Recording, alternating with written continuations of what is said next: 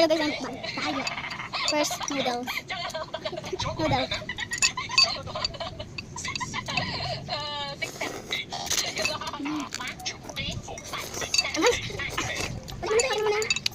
Yan pa doon.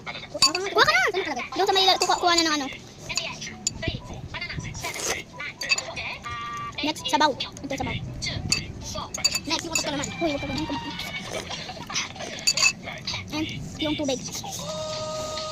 Hawak mo ang puwit, hawak mo ang hiyo.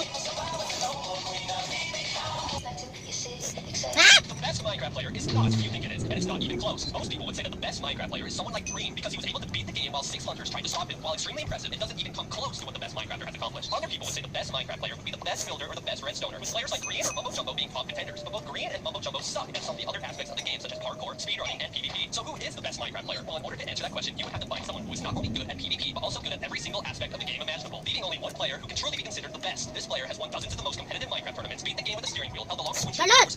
Meron na yung ano yung gawa challenge ni Ace. Nakita ko sa bulletin board ni ano ni Ace. Yan na sila na bago. Kay Riri na baro. Riri na baro.